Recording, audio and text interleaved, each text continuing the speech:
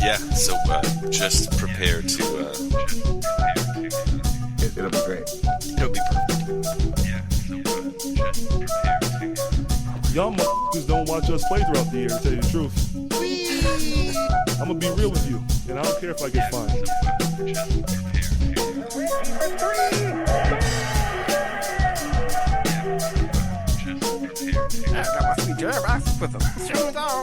That train is off the track. I feel like you can't just like jump through Neptune and be okay. Just prepare to... What the show needs is more dogs and bears and chickens and stuff.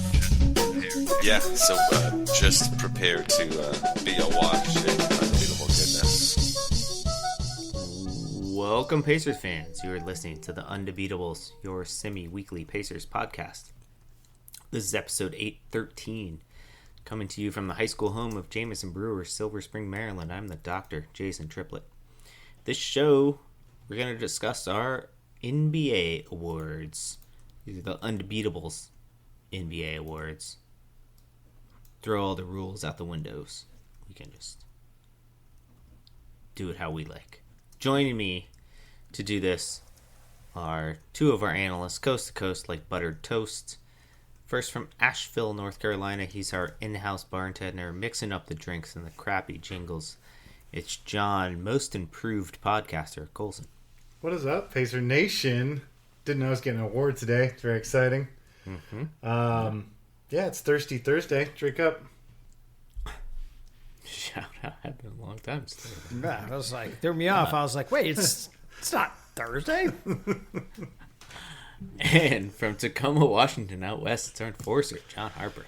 What is going on, fellas? Shout out calendars. Not my strong suit. Shout them out. Before we start the show, just want to remind listeners they can support the longest-running Pacers podcast by heading over to patreon.com/undebeatables to support our show for as little as $1 a month. You can throw us a few more bones if you want, though. Don't feel limited to that $1 per month thing.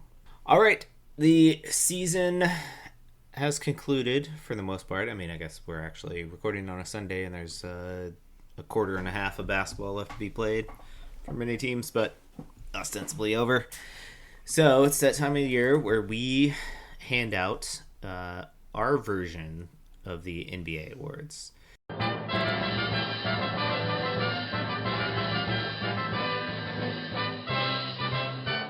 We do have one of our awards to hand out, I think. As I've called them, the Undebeat Awards. We'll just make everybody else a winner. There are 7 of these bad boys now. MVP, most improved player, defensive player of the year, rookie of the year, 6th man of the year, coach of the year, and clutch player of the year. And I believe, Colson, these are the ones that we're supposed to talk it out Quaker style and come to a consensus. Yeah, that's the idea, right? And then the Pacers specific ones, everybody gets an award. Everyone gets an award. So on by Pacers not specific. agreeing, everybody on the team gets something. Pretty much.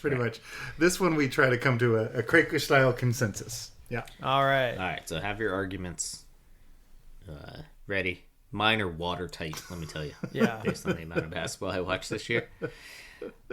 So, forewarned, send your letters to Twitter Colson and let us know where we're wrong.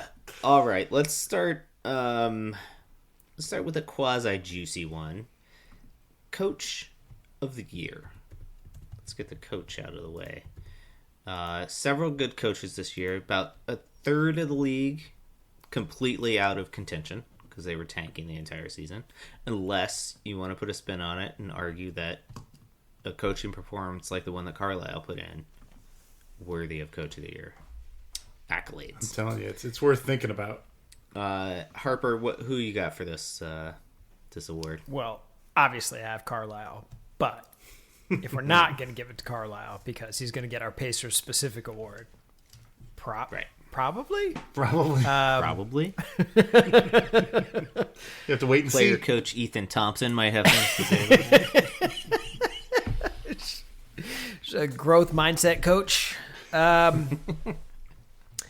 actually do think that there's some coaches out there that have that I think should have a real shot at this thing.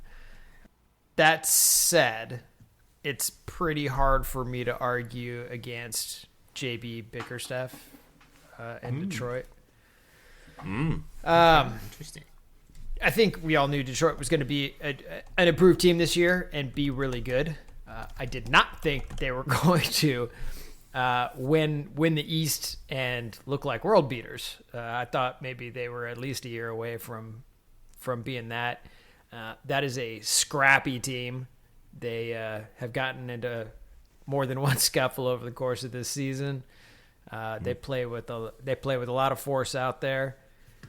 But this is a team with legitimate title hopes right now. And as good as they have done in building that team, JB deserves some credit for that as well. I like that. Absolutely. It's a good argument. Yeah.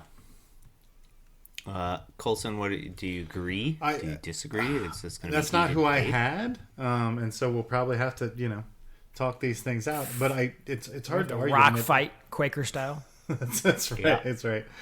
I actually had it down to two guys. I had it to Joe Mazzulla, the Celtics coach. They had very low expectations with Jason Tatum out. They end up with the second seed in the East. I think just a really nice job coaching that team. And then I think I was probably going to say Mitch Johnson for the Spurs, similar to what you were saying, Harper, about Detroit, which is, we expected them to be good, but not this good. Not this good this soon. The team is really young, or at least its best players are.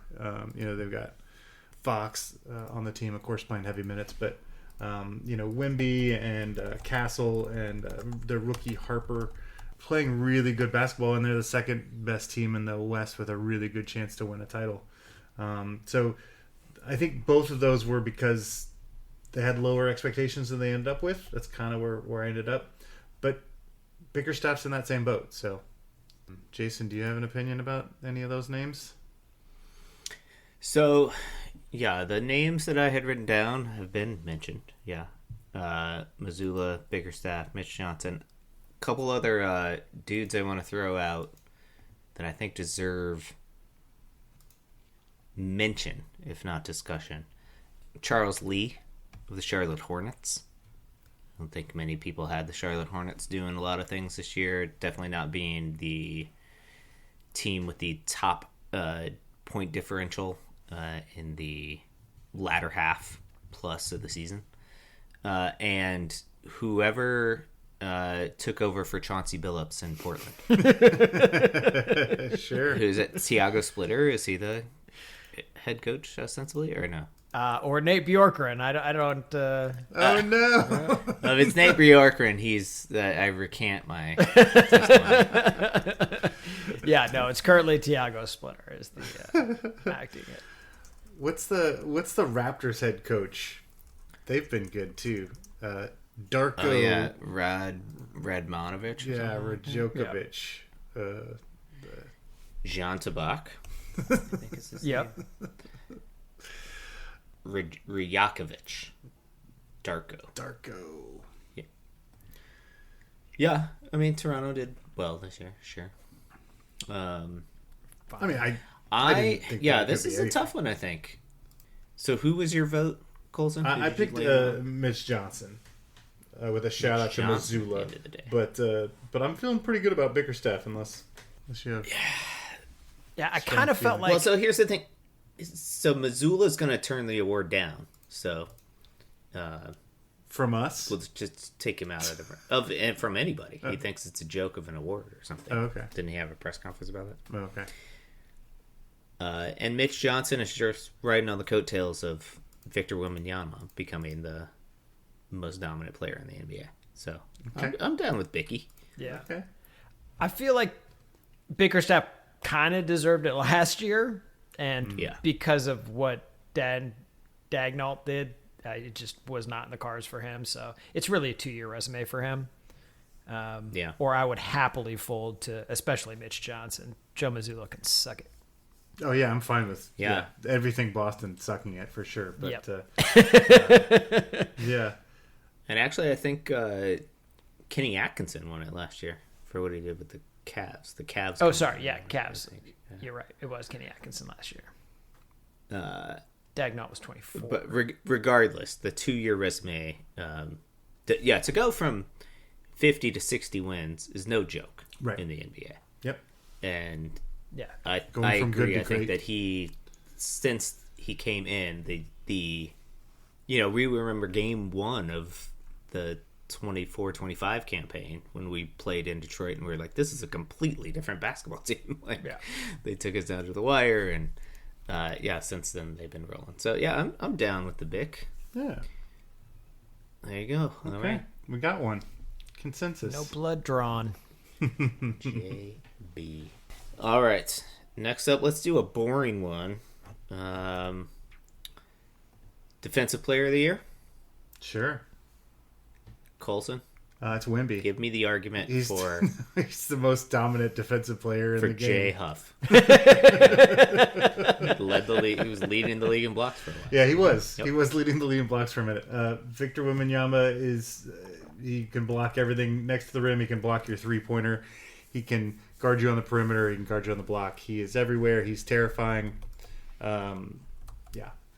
He's defensive player of the year and probably will be for the next 10 years if he stays healthy. Yeah. Yeah. Yeah, that's my vote too. Predicted that last year. So Yeah, we almost gave it to him last year even, I think. Yeah. I think the only remaining question for Wemby is when did they create the stat of offensive guy drives into the lane and then does a U-turn and goes back out? Right. Like, what Sure. do we call that? 'Cause Just that happens just way a too often. demurred drive. Yeah. Wembanyama is just ridiculous. Yeah. It really is ridiculous. Yeah, it looks ridiculous. They're like watching him play looks hilarious at times because he's just nowhere near anything, and then he just like swallows guys up. It's incredible. Yeah. Yeah, it's nuts. And the way that team rallies around him too, like Stephen Castle and Devin Vassell and all those guys play pretty good defense. Well, I mean, that's as the thing, right? Like he's not only just a physically gifted freak, he's driven. He's just he wants to win. He wants to beat you. I mean, it was the reason that the All-Star game was interesting, right? Because he was actually playing hard. He's scary good physically, but he's also scary good because he wants to just destroy you. Yeah. So he's going to win Defensive Player of the Year in all likelihood with a career low 3.1 blocks per game. well. What an embarrassment. Right? Actually, career low in steals, too. Only had one. But, What are we even doing giving him this award? yeah, I know. I know. Jay Huff. I mean, this is why they need to invent the U-turn stat. Yeah. Like, there's so many. His opportunities for blocks have probably gone off a cliff because people just don't even shoot against him. They don't want to be on Sports Center Right. for the wrong reasons. Okay, so Wemby, that's a slam dunk. We got that one. Next up, let's do Rookie of the Year. This is another sort of potentially controversial category. Obviously, coming into this year, Cooper Flagg, the number 1 draft pick, comes in with all the hype. Actually starts out the season living up to it, I would say. Jason Kidd decides to run point Flagg with a rookie power forward for a while there in Dallas. And he ends up with pretty good stats on the year, regardless, and had a pretty good load. Let me just pull up his numbers real quick. Where'd he go? Coop. Where's There's the Coop. Cooper Flag putting in 21 points, almost 7 rebounds, almost 5 assists, a little over a steal, and almost a block a game on 47% shooting, sub 30% from the range, and 82% from the line. But still quite good for a rookie. Yeah. The other dude I would throw out there is Con Knipple, who has been playing great basketball for the Charlotte Hornets, is going to set the record for threes made by a rookie in a season, and is averaging 18.6 points a game, 5 rebounds, 3 assists, basically, on 48% shooting, 43% from the range, and 86 from the line. Harper, you have thoughts on this category? Yeah, sure. I don't like Concaniple's name. So, make my case for Cooper Flag. As much as that guy handled the ball this season, 2.3 turnovers a game, as an at times primary ball handler for his team, clearly the focus of the defense for much of the season. That's a really good number for him, actually. His three-point shooting will get better. The guy can shoot the ball. He's going to be a heck of a player. And I'm glad he's in the other conference currently. Colson, can you counter argument? Concaniple's name sucks. Yeah, no, he's the greatest shooting rookie of all time, and yeah, it's amazing. I think the reason I agree with Harper on this is that Concanipple gets to shoot 3-pointers on a team that has a lot of other players that are doing stuff. You got a LaMelo Ball carrying the ball. You got a Brennan Miller filling up the stat sheet. Knipple can kind of fit in, whereas Cooper Flag's been asked to do everything. I mean, they've made him be a point guard. And I just think he's been asked to do more and shown really well. I think Knipple's amazing, but I think Flag's shown more versatility, had to do more, and he deserves this award. That's fair. That's kind of where I was leaning as well. I feel like Knipple does a little bit more than just fit in. It's not like he's just floating around there and making an open three every now and then. He's actually, his movement creates a lot of the stuff that makes Charlotte really good. Oh, sure. I mean, he's great. I'm not saying that he's flash in the pan or anything. I just think that he has more of a defined role, or asked to do less, maybe, I guess, on some level. Sure, yeah. He's not asked to create offense, basically. Right. He's not a point forward. Yeah, Right. exactly. Right. So, all right, cool. I'm down with the Flag. Any other nominees that need to be mentioned that I'm forgetting? Oh, Edgecombe. Dylan Harper. Yeah, and Harper. Yeah. VJ Edgecombe. Edgecombe was deserves a super good mention, this though. year. It tore us up every time we played him. Yep. So fast. Yeah, his level of activity was amazing. Yeah, and Harper, was he playing 22 minutes a game off the bench, but closing games for the Spurs? Yeah, it just looks like an NBA player. Yeah. Already. So, I mean, those 4 guys are easily the all-rookie team. Who's your 5th guy? I don't know. Somebody tall? Yeah, hopefully. Yeah. Jalen Slauson? Yeah. I don't know. I like that. So, Knipple actually just the 8th best three-point shooter by percentage for a rookie. Okay. Who's best? Interesting list here. Anthony Morrow, number 1 Really? all time in the 08-09 season. Almost 47% in 67 games played.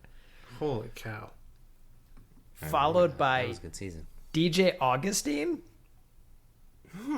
Another guy I would not have guessed. Would never have pegged him Then north some of 40%. Then some guys maybe you would have guessed. Steph Curry. You got a Wesley Person. A Jason Tatum. Michael Dickerson in the 88 or in the 98-99 season. and then Desmond Bain. All right. I'm looking at a couple other lists about all rookie teams. Ace Bailey from the Jazz has been awesome. Derek Queen for the Pelicans. And Renaud for the Kings. He's averaging 12, 7, and an assist on 57% shooting as a big man. Cool. Yeah, so those guys should be on our list, but I like our. I think Flag's the way to go on this. All right. Send it in. Next up, let's do Sixth Man of the Year. You know, I got my guy because it's one of the, it was hard to watch every game this year. I just gotta say, and this is a guy that just absolutely tore us up, and I couldn't stop being amazed by how good he was, or by how fun his name was to say. Jaime Jaquez for the Miami Heat just ripped us up. I think there was we might even named an episode after him. He was crushing us. Jaime Jaquez, my favorite sixth man this year. Harper, you have a counter argument? I also did not watch a ton of basketball, but I did watch a little Spurs this year, and one other name that's floating out there is Keldon Johnson. Okay. He is about 13 points a game, 5 boards, 4 assists. Played 81 games this season for him. What's he shooting from the field? In like 20 minutes. He's 52% from the floor, Ah, damn it. 36% from three-point range. As I say, Jaime Jaquez is 15.4, 5 rebounds, 4.7 assists, but he's only shooting 50.7% from the field. I don't know, kind of a toss-up statistically on that end. Plays 5 more minutes a game, too. Does he? So. Yeah. But he's so fun to say. Yeah.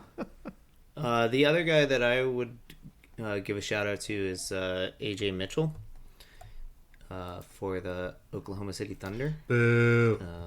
I know. It's an embarrassment of riches that they have over there.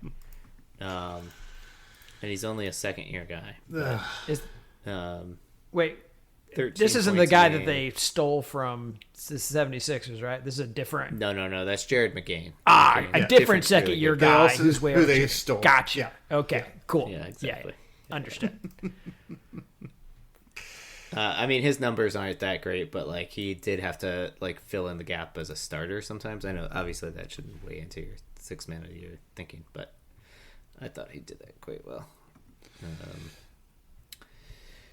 So Well, there it is. So yeah, my vote was Keldon Johnson. Keldon Johnson. Every time I watch the Spurs play, like he's impactful. Yeah. Like he comes into the game and he makes it. Like you know that he's in the game. Whereas Jaime Jaquez Jr., I mean, you know. Just because he lit us up doesn't mean he lights everybody up. Is that what you're saying? Correct. Yeah. I mean, he's good. He is good. Do you got Keldon Johnson, a little microwave scorer off the bench? He seems more well-rounded than that. He is more well-rounded than that, for sure. He's a better rebounder. All right, if you guys, I'm being outvoted on this one. That's all right. I just don't want to give the Heat anything. Fair enough. I feel like we might be giving the Spurs too much. We'll see. We'll see how it goes. All right, let's do Clutch Player of the Year. Pass. Oh, God. So this is the thing where SGA is like the greatest clutch player of all time or some nonsense based I on think the so. numbers. Yep. So, Yeah. cool. So Shay. Okay. I was mostly just a checkbox. We just needed to do it, you know, for legal purposes. So, but now we can move on. Yeah. Okay. Most improved. Real quick, he's 80 plus clutch points with a 6.5 per game on 67% true shooting. Yeah. Okay, that's really stupid. Yeah, it's real dumb. It's the highest recorded NBA history in NBA history since play-by-play tracking began in 1996. Okay, so only 30 years. Yeah, 175 points plus 93.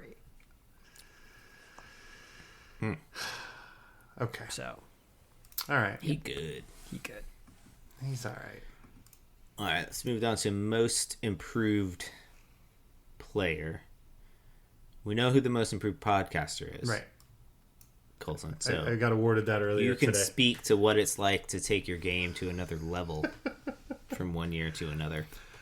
I actually feel fairly strongly about this one, and I'm not sure why. I think it's just because, again, watching this person just dominate from not knowing he existed the season before, for me, that's kind of the most improved to me. Jalen Duren is this guy who I didn't even really know existed last year, and he just looks to me like there's Wembanyama and there's Jokic, and then it looks to me like Jalen Duren is in a second tier. He just looks dominant. He's big. He's scary, and he's giving you like 20 points a game. I think he's great. He's part of the reason. I mean, I know it's Cade Cunningham all the way on Detroit, but like if Jalen Duren wasn't this guy, I don't think they'd have this much success. So he's my pick. I know it's his fourth year, and that's kind of when guys, do this, but it's kind of when guys get this award. So I feel okay about it. Yeah, he's definitely made a jump. I want to throw out Nickeil Alexander-Walker Right? as a candidate here. He changed teams, I guess, so it's kind of a different situation. Went from Minnesota to Atlanta, and became a starter, and took his scoring from 9.4 points a game in 25 minutes to 20.8 points a game in a little over 33 minutes a game. Shooting almost 40% from three-point range, 90% from the free throw line, and 46% from the field as a guard. I was astounded that was the jump in numbers. And he's one of these guys that's like been in the league for a while, right? Like he's it's not like a ridiculous amount. Well, no, and that's what I think makes it interesting. I don't know if you guys remember, but during COVID, we did the redraft the Pacers with cast-offs or whatever, and he was one of our first picks because he's like a stat darling. They loved him, 5-6 years ago. He really has come into his own. I think my argument would be for Duren is that he made a similar jump. He was at 12 points a game, and now he's at almost 20, 19.5.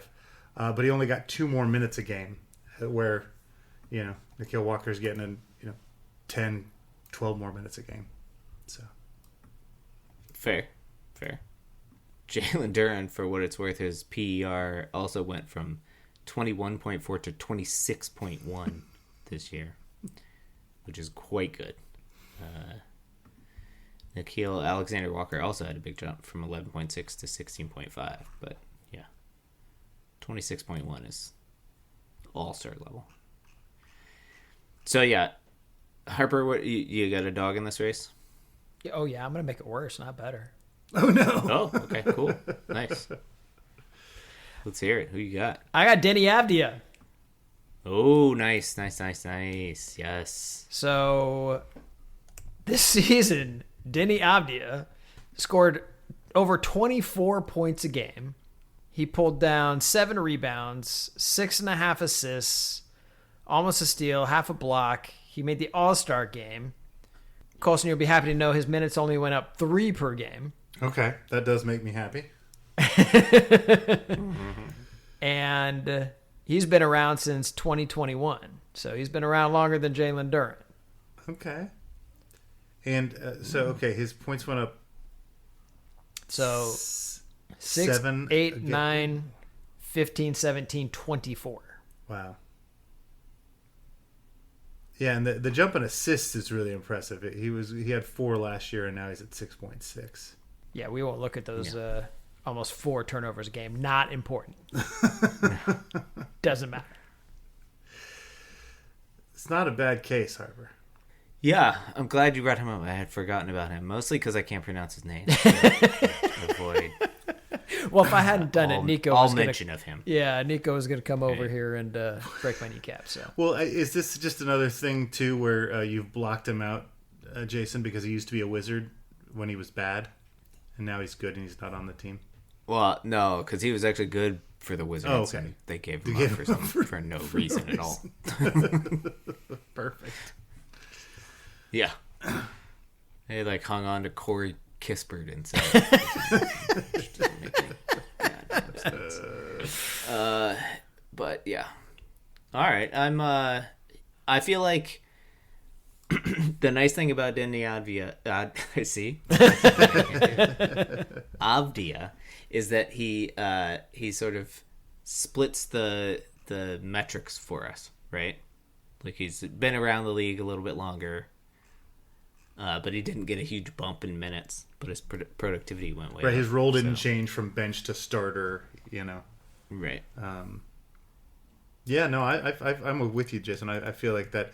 And also, it's friend of the show, Nico's favorite team. Yeah. We support the Blazers when we can. Yeah, we do. I think that I feel good about that. Avdia. Even though I came out hot with this Jalen Duren pick matters to me. Well, we'll give it to him next year because this thing always seems to be a 2-year resume award too, right? Yeah, when he's averaging 30 and 14 next year. Yeah, he is an incredibly good player. I do not like him being in Detroit at all. Right. God. All right. Denny Odd. Thank you for playing. I don't know why I was trying to put the D first. It just doesn't. Okay. Anyway. All right. Now we come to the big boy, the granddaddy of them all, the most valuable player. Some amazing resumes put in this year by MVP candidates. Who wants to go first? Harper, you want to make your case first? Yeah, for sure. I am just an unabashed Victor Wembanyama fan. He's the best player in the league. I freaking love watching giant Gumby play basketball. It's just an amazing thing to see. Weirdly, it's not too early to start talking about MVP for the guy. On top of his DPOY, almost, I mean, he's locked up. He's going to win that in the league in real life. That's not just an award that we're giving. He'll get that from the league. He made another All-Star game. He's scoring 25 points a game, 11 and a half rebounds. He's shooting almost 60% from 2-point and then 35% from 3-point. But the guy's also 8 feet tall, so it's kind of amazing. He's a great teammate. His team is not second in the East by any stretch of the imagination without Victor Wembanyama on it. They beat Shai Gilgeous-Alexander and the Thunder every time they played him this year, I think. He's an incredibly fun player to watch. He's super charismatic. He's my guy. All right, Wemby.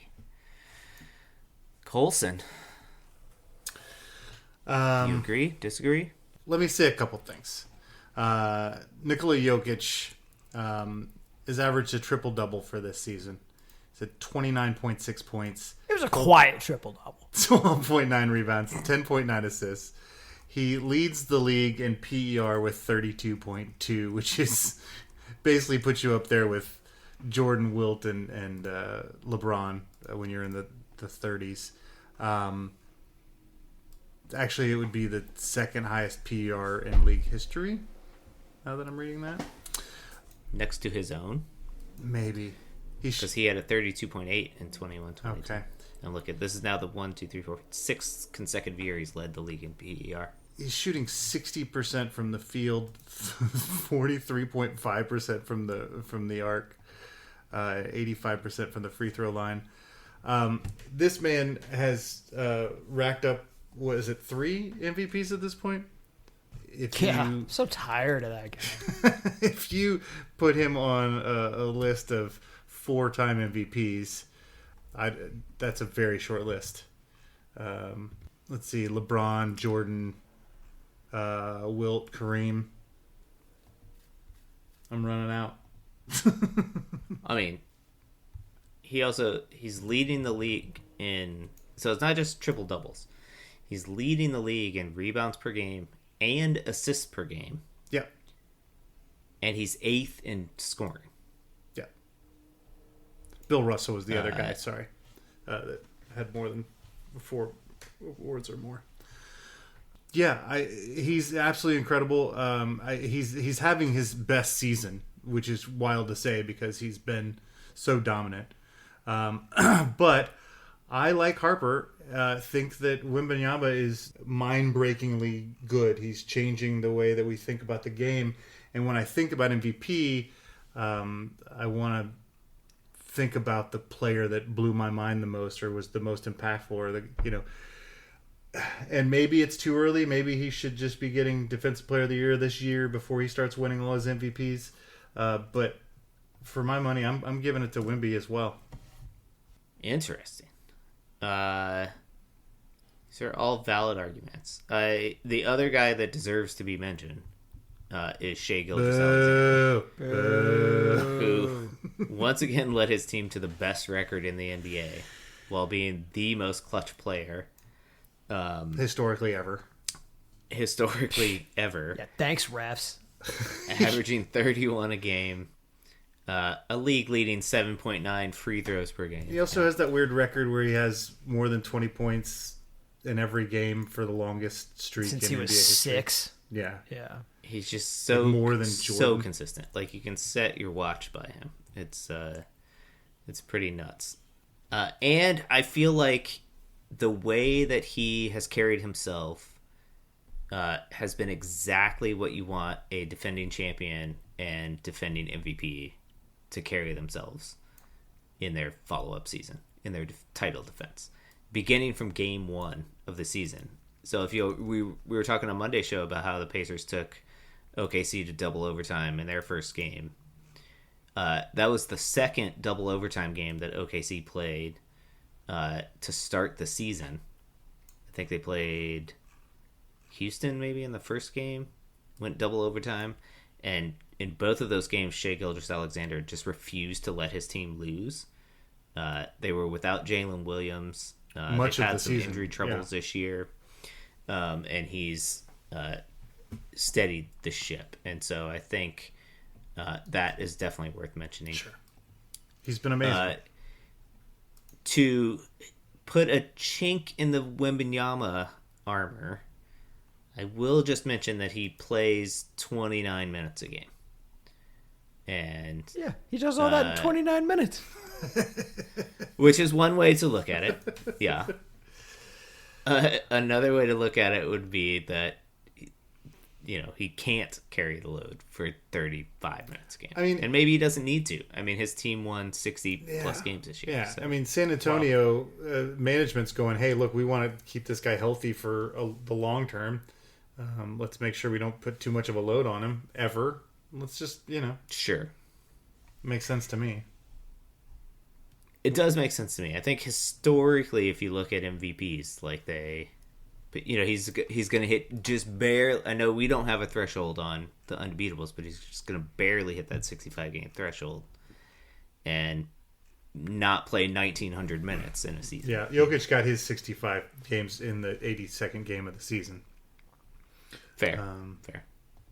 Yep. And the guy still waiting for papal dispensation is Luka Doncic, who definitely checks the minutes per game box at almost 36 a game. Sure. Leading the league in free throw attempts at 10.1 a game, 33.5 points. He's got, almost 8 rebounds. He's got over 8 assists a game, a steal and a half. Guy had an incredibly good season. I mean, and plays defense now. What? So, yeah. I mean, he's not Proof by Wembanyama, selected but he's instances. he's like actually trying now. Fairly impressive. I agree. I mean, I think in many other years he would be MVP. This is an incredible MVP race with these 4 guys. And I don't know if you really could, if you picked one of these guys, you could be wrong, you know? Well, that's right. Yeah, I think you could make a legitimate case for any of these guys, right? And so the question is, how is this going to shake out in the voters' tallies? Like, because we've had ties for MVP before, right? Where it's like been shared With Undebeatables? No. I mean, I think we have on the NBA. Undebeat Awards. In the NBA, Certainly. in the NBA, I don't know. I know there's been tied for Rookie of the Year. I know that's been a thing. But I don't know about MVP. I don't think that's happened. It doesn't look like it does. The closest, though, was last season between Shea and Jokic. Interesting. I mean, Now Wembanyama Jokic comes has in, been so good. wrecking the party. Jokic has been super good. And it certainly seems like in all the straw polls, in the betting markets, it seems like SGA is just getting this award walking away this year. It's wild to me, though. It's He's the best player on the best team. Yeah, okay, that's why. And he's really, really... And he's done historically good stuff. And he arguably got better than he was last year. Yeah. When he was the MVP. He's still got a PER over 30. It's almost 31. Yeah. I mean, but give him the Clutch Award and let's move on. You know, it's time. Okay. So I don't think we actually decided on anybody else yet, did we? Did we talk you into Wemby, Jason? Doesn't sound like it. That doesn't sound like it. No. I mean, I think my vote is for Jokic. I mean... I feel like Joey would go Jokic, even though he loves San Antonio. He's a big Jokic fan. Yeah, but... I feel like you would tear this show apart and go Wemby. Do you? But I will happily move to Jokic. I mean, he's had an incredible year. I mean, I don't know how the guy keeps doing what he does. I mean, he's leading the league in assists and rebounds. Yeah. Like, what? Yeah, that's the statistic that gets me. Yeah. And for like a large part of the season, he was like in the top 3 of scoring as well. Yeah. Like it's nuts. Yeah, I've got no problem giving it to that guy yet again. He is just he's a machine. And I do feel like we're going to be giving this to Wemby like every year for a while. So yeah, him and Shea going to be going back and forth for a while. yeah. All right, so okay, Consensus. So fourth. look at us. We didn't. No one's bleeding. It all came out all right. Just wait until the Pacers specific awards. Yeah, Then saving all my blood rocks. Saving all my rocks for you.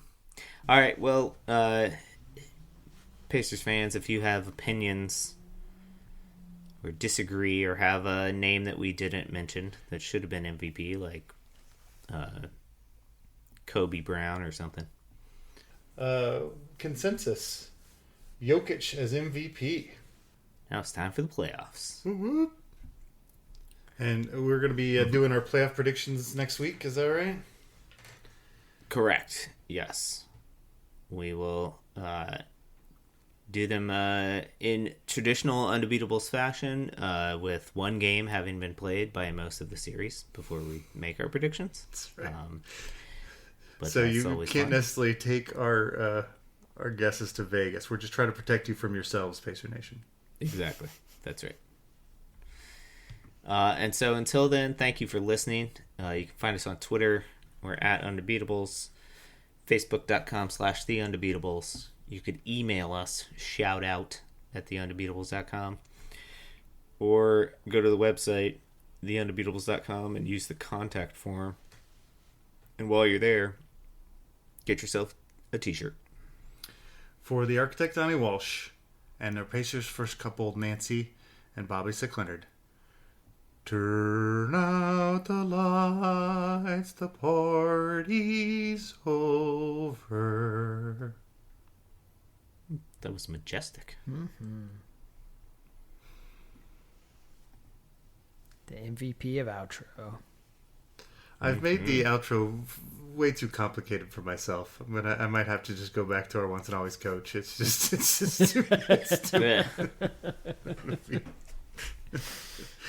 Oh.